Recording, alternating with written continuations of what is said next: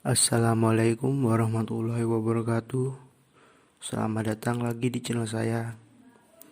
Di video kali ini saya akan menceritakan tentang kelima panglima perang Islam. Mau tahu kisah lengkapnya? Simak dan tonton video ini sampai habis. Dan jangan lupa untuk subscribe, like, dan share. Terima kasih.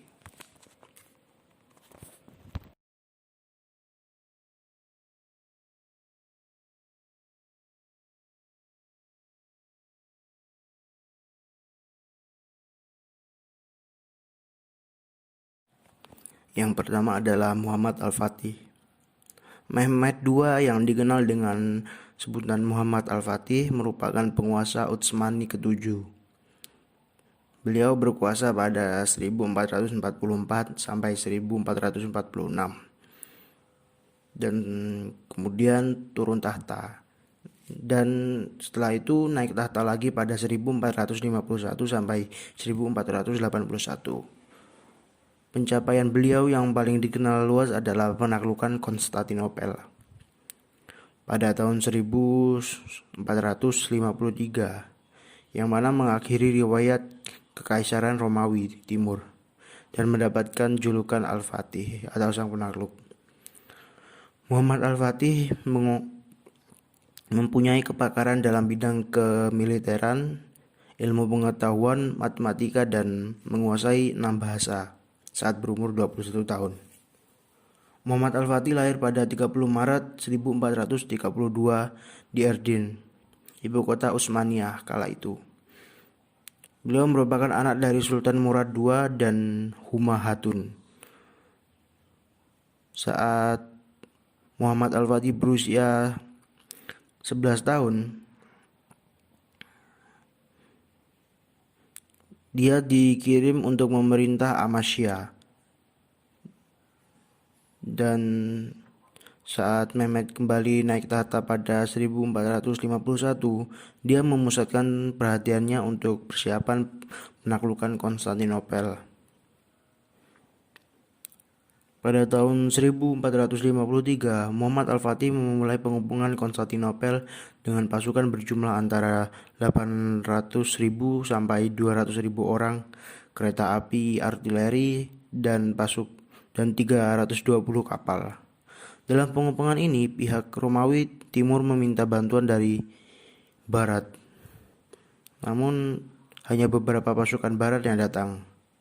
Sebagian besar penguasa di Barat sibuk dengan urusan masing-masing dan mengabaikan nasib Konstantinopel. Konstantinopel akhirnya berhasil ditaklukkan pihak Utsmani setelah 57 hari pengepungan. Kaisar Konstantinus XI meninggal pada hari penaklukan Konstantinopel. Kisah yang beredar mengatakan bahwa Konstantinus meninggalkan jubah kebesarannya dan berperang bersama prajurit yang tersisa, sampai akhirnya ia meninggal dalam pertempuran. Muhammad Al-Fatih meninggal pada 3 Mei 1481 di umur yang ke-49 di Hugair Sagiri, Turki, dan dimakamkan di Masjid Fatih, Istanbul, Turki.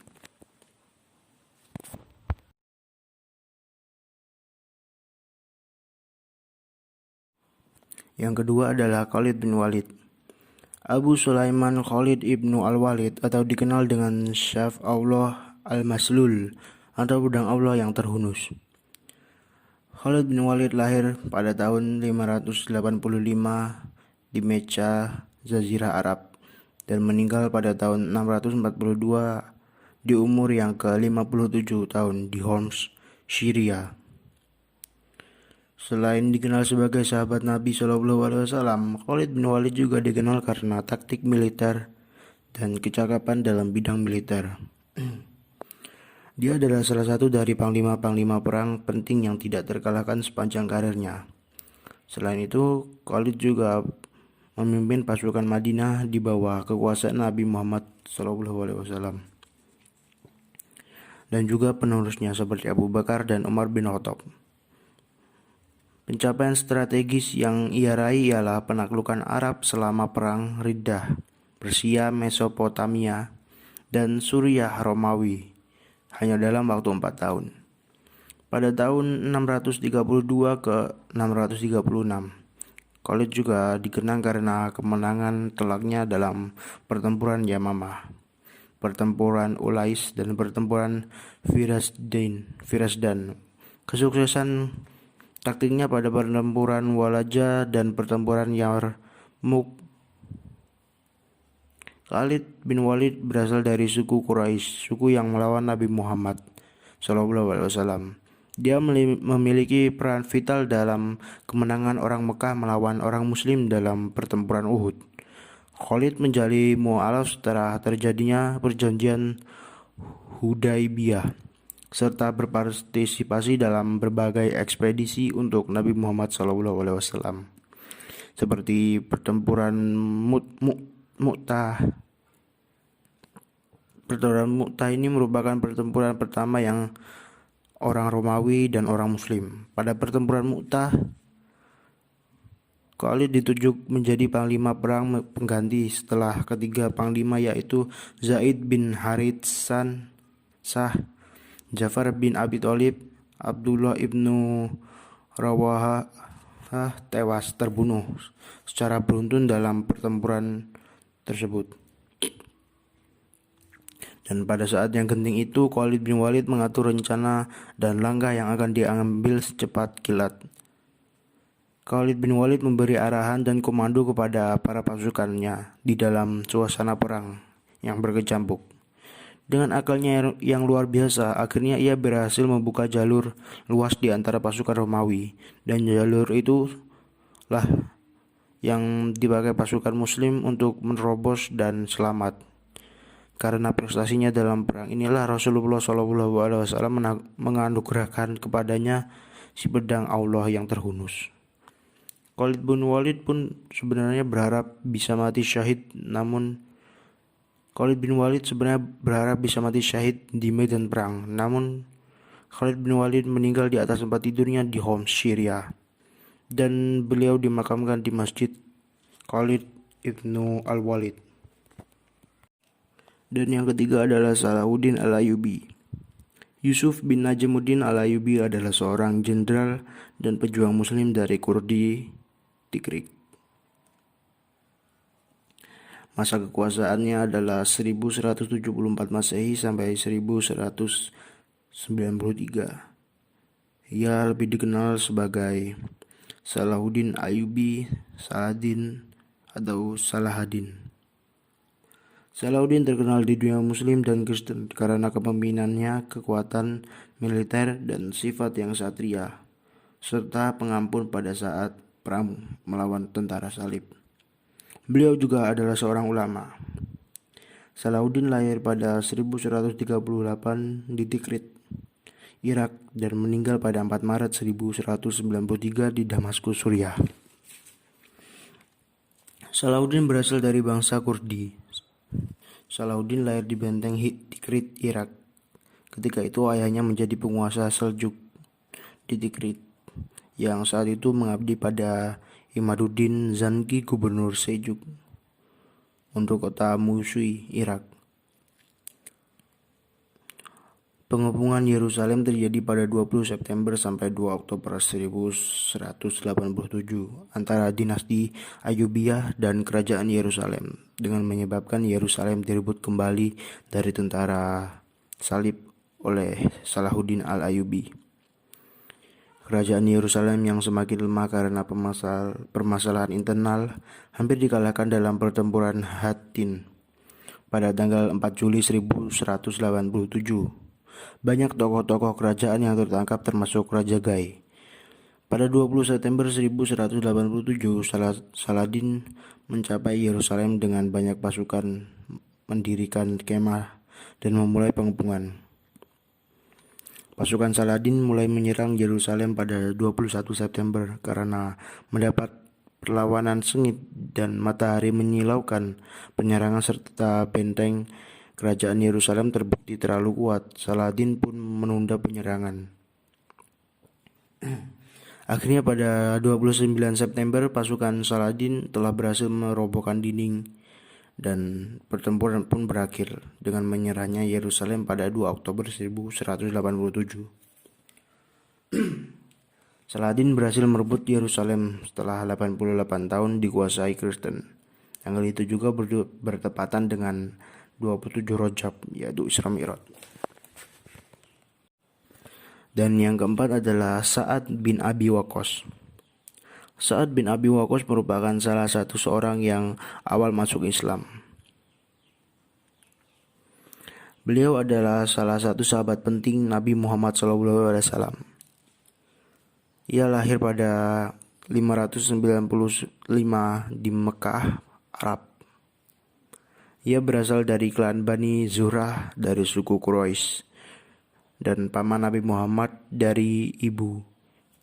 Ia berasal dari keluarga bangsawan yang kaya raya dan sangat disayang oleh kedua orang tuanya, terutama ibunya.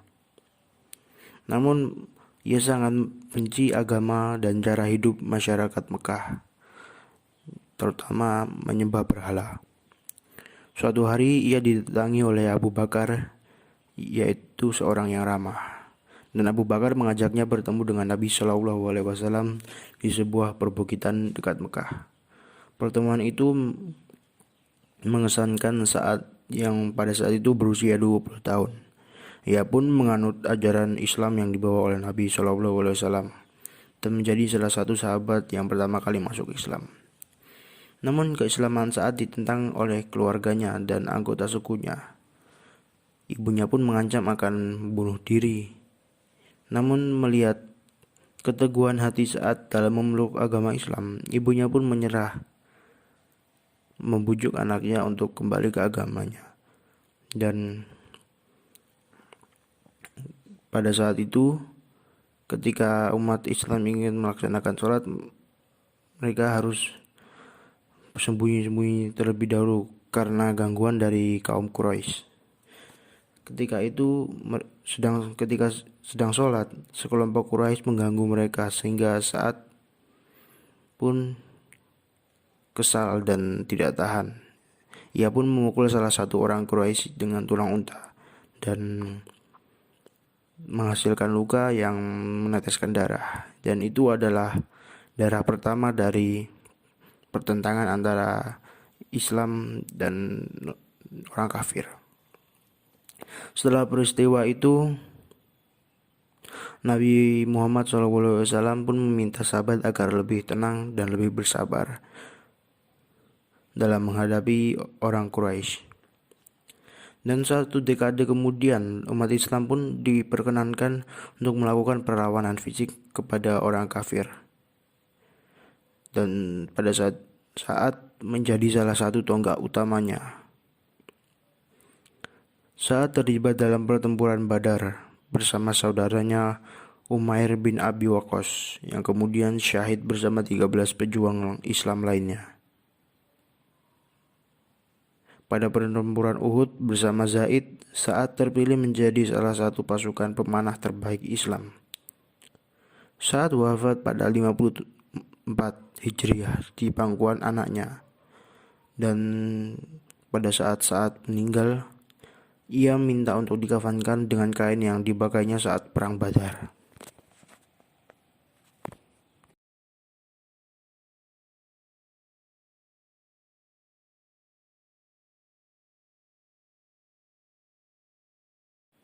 Dan yang terakhir adalah Tariq bin Ziyad.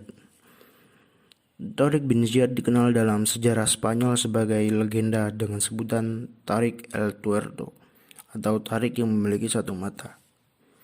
Ia adalah jenderal dari dinasti Umayyah. Beliau lahir 670 Masehi. Asal-usul Tariq tidak diketahui secara pasti. Ada yang menyebutnya sebagai keturunan Bani Hamdan dari Persia atau dari suku Lam. Ada juga yang menyebutkan Tariq berasal dari bangsa Vandals. Menurut Alwi Alatas, Tariq berasal dari keluarga muslim sejak kecil. Namun, ada juga yang berpendapat bahwa Tariq adalah bekas budak Musa bin Nusair yang membebaskannya karena melihat adanya peluang dalam diri Tariq dan menempatkan Tariq di pasukannya. Pada pembebasan Andalus, Musa bin Nusair menunjuk Tariq untuk memimpin pembebasan ini. Torik membawa 12.000 pasukan. Para pasukan menggunakan kapal Julian untuk menyamar. Saat sebelum berlabuh, Torik memutuskan untuk tidur sebentar dan bermimpi bertemu Rasulullah SAW yang bersabda, "Janganlah engkau gentar, wahai Torik. Sempurnakan apa yang ditakdirkan bagimu untuk melakukannya." Kemudian Torik bangun dan merasa yakin atas kemenangannya, lalu menceritakan mimpi itu kepada pasukan muslim lainnya. Setelah membebaskan Al-Andalus, Torik diangkat menjadi gubernur Al-Andalus, dan setelah beberapa saat menjadi gubernur, Torik kembali dipanggil oleh Khalifah Al-Walid ke Damaskus, dan tahun-tahun akhir hidup Torik bin Ziyad penuh dengan misteri. Ia wafat pada tahun 720 Masehi di Damaskus. Saya rasa video kali ini cukup sampai di sini. Terima kasih sudah menonton video sampai habis. Jangan lupa subscribe, like, dan share. Terima kasih. Wassalamualaikum warahmatullahi wabarakatuh.